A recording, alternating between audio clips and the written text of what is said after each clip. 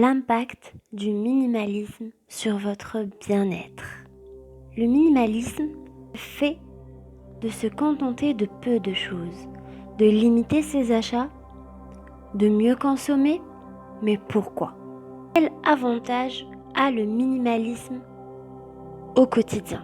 Quand on devient minimaliste, on réduit ses achats, on réduit le nombre d'objets que l'on fait entrer chez soi, on entretient aussi ce minimalisme. D'abord, pourquoi trier?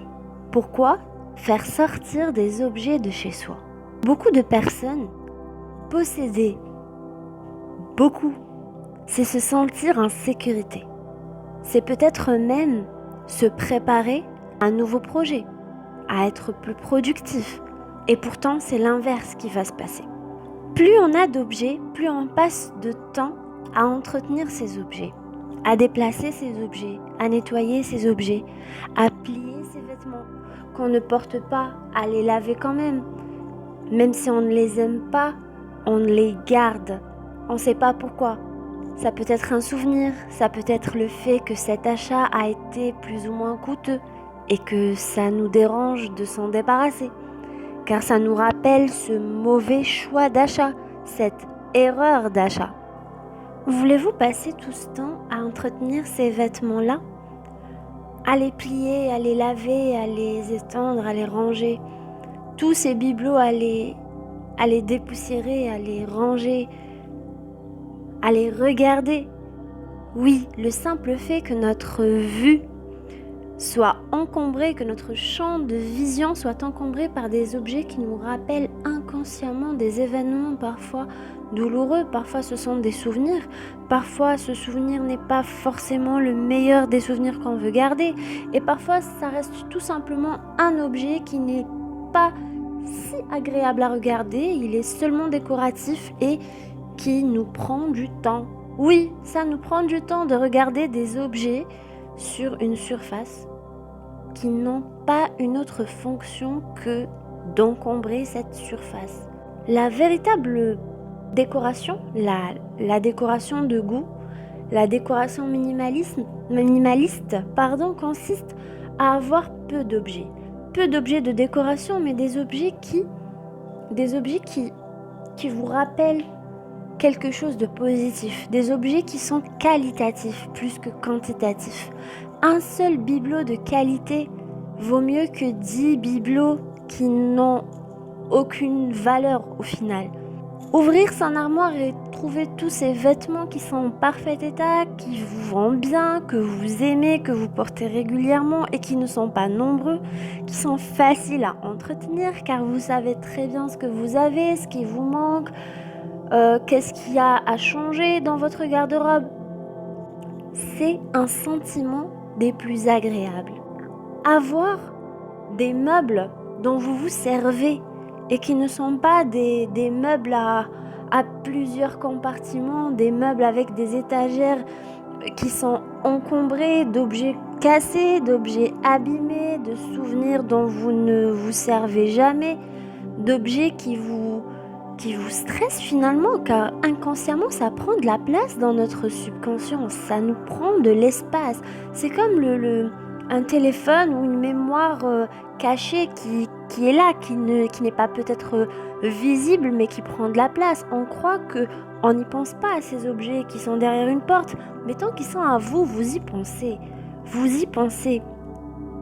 Et c'est ça la magie du minimalisme. C'est que dès que vous commencez, il y a plusieurs méthodes. Vous n'êtes pas obligé de commencer par la meilleure, la plus connue, Non, vous commencez par votre méthode. La meilleure méthode, c'est pas la meilleure méthode que les gens ont décidé que c'est la meilleure méthode. C'est votre meilleure méthode. Pour ma part, le minimalisme a toujours fait partie de ma vie. Comme je l'ai dit, ma précieuse maman triait régulièrement et me faisait participer à ce tri régulier.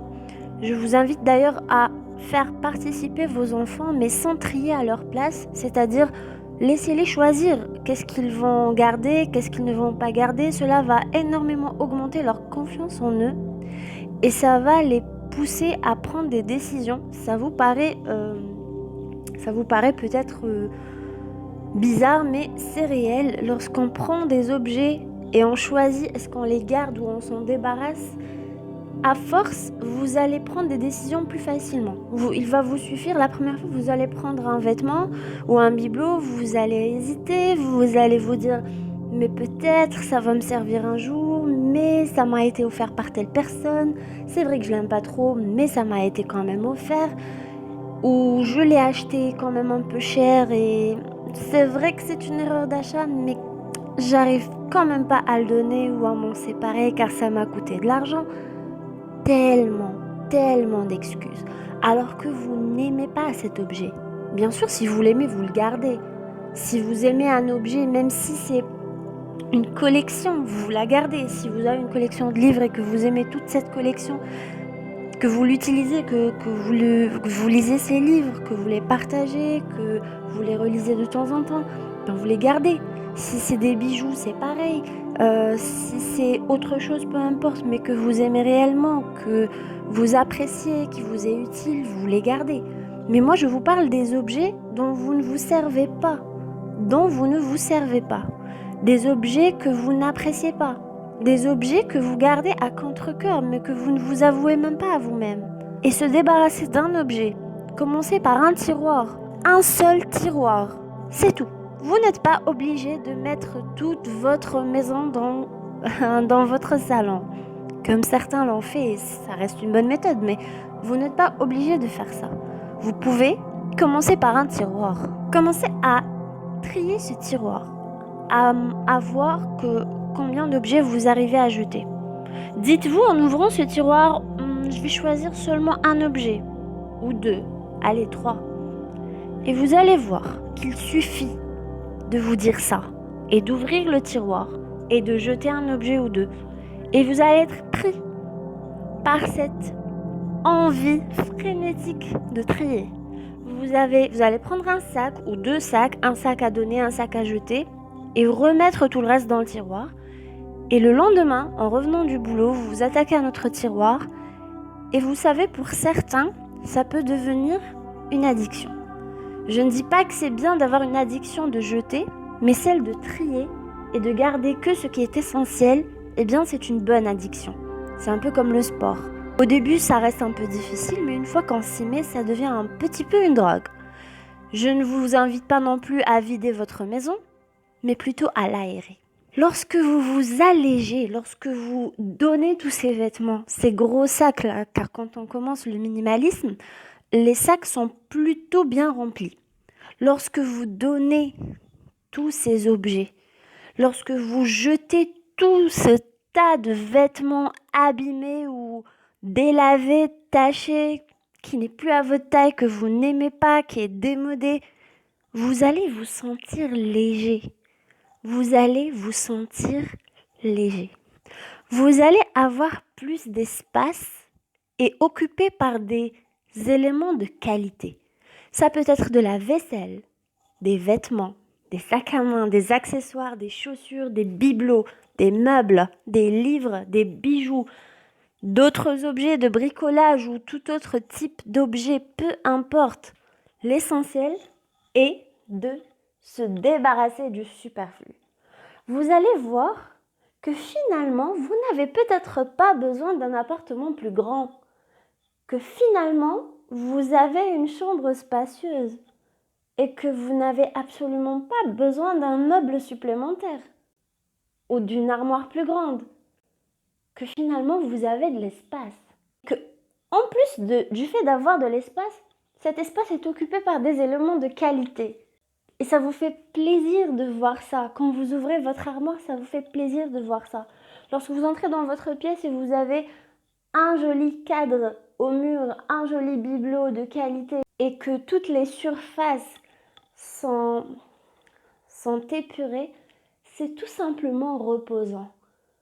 Vous vous êtes jamais demandé pourquoi quand on entre dans une maison témoin ou lorsqu'on entre dans une chambre d'hôtel ou un centre de bien-être, de remise en forme, et qu'il y a cette décoration épurée, on se sent déjà bien. On se sent déjà bien. On n'a encore pas commencé toutes ces séances de que ce soit de massage, de hammam ou peu importe. On se sent déjà bien rien qu'avec la décoration. Et pourtant, il y a des objets de décoration, mais ils sont peu nombreux et qualitatifs. Et les surfaces sont épurées. Les allées ne sont pas encombrées par plusieurs meubles ou autres.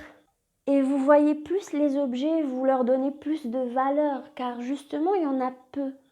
Quand vous avez peu de vêtements, vous vous occupez plus de ces vêtements. Vous les triez, vous les pliez mieux, vous les repasser mieux, vous les rangez mieux, vous les portez mieux.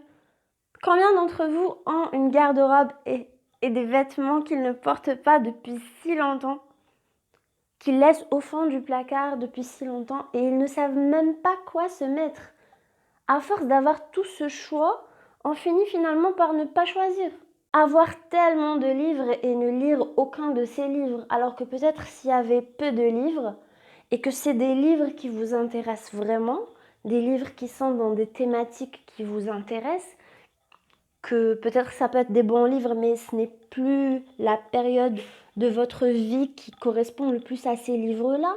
Mais si c'était des livres qui correspondent vraiment à ce dont vous avez besoin, c'est des livres qui vous sont d'une utilité et qui sont là sur votre bureau ou dans votre bibliothèque, vous allez forcément les voir plus et leur donner plus d'importance et prendre le temps de les lire.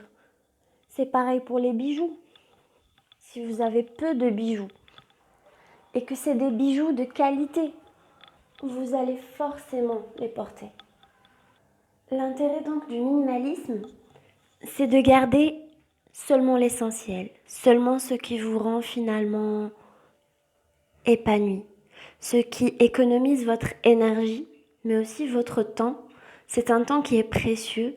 Au lieu de passer toute cette journée à travailler, finalement, pour si peu d'argent, je parle de la classe moyenne surtout, et au final, dépenser cet argent dans des objets qui ne sont pas forcément utiles ou essentiels, et dépenser donc cette énergie que vous avez mis dans votre travail. Donc là, vous allez dépenser de l'argent, du temps, de l'énergie pour un objet qui va vous prendre du temps, de l'énergie et de l'argent.